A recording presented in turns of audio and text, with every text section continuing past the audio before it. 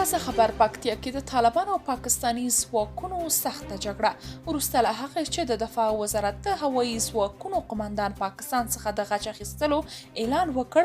اوس تازه خبر دا دی چې د پکتیا ډنډ پټان ولسوالۍ کې طالب ځواکونو له پاکستاني ملیشو سره نښته کړې.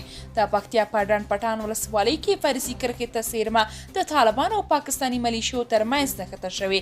د دغه ولایت د طالبانو د اطلاعاتو او کلتور رئیس خالقیار احمد نن یکشنبه 28 د وري اطلاعات وروسته د پیښې په تایید سره وویل چې بیګا شپه ناوخته پاکستاني ملیشه ځواکونو د ډنډ پټان ولسوالۍ اړوند شپولۍ سیمه کې د طالبانو په امنیتي ګزمه ډزې کړي.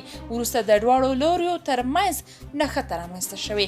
احمدزي زیاته کړې چې په دغه نښته کې طالبانو ته ځاني تلفات نه دي رسیدلي، خو ویلي دي چې پاکستاني پوځیانو ته زیان اړولی. ځایي خلکو هم د تېرې شپې رامنځته شوې نښته تاییدوي او وایي چې دواړو خواوو تر څو ساعتونو یو په بل ډزې کولې. د یادونې وړ ده چې وړمه ورځ د خوست ګربز ولسوالۍ کې هم د طالبانو پاکستاني ځواکونو ترمنځ نښته شوې وه.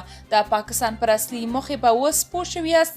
پاکستان ته مهمه نه ده چې کابل واکمن څوک دی، بلکې دوی هیڅ نه غواړي چې افغانستان کې د قوي او مستحکم حکومت موجود وي. ډیر لرې نه ځو له شهید ډاکټر نجیب له وخته یې در حساب کړه. مجاهدین یې تقویه او ملا یې ور وتړله او د نجیب حکومت یې پرې سقوط کړ. مجاهدین چې پر واک شول نو د مجاهدینو حکومت پسې سمدلاسه طالبان پیدا او مجاهدین یې پرې ورک کړل. د طالبانو حکومت ړنګول کې یې بیا هم مهم رول ولوباوه. امریکا ته یې اډې ورکړلې او د طالب سفیر په شمول په سلونو طالبان یې لاس تړلي امریکا ته ورکړ چې پایله کې د کرزي حکومت رامنځته شو. بیا یې د کرزي او ورپسې د ولسمشر غني حکومت پر وړاندې بیرته طالب تقویه کړ چې بالاخره یې پرې د غني حکومت هم ړنګ کړ. طالب یې راوست. د دوی پر ضد اوس داعش تقویه کوي.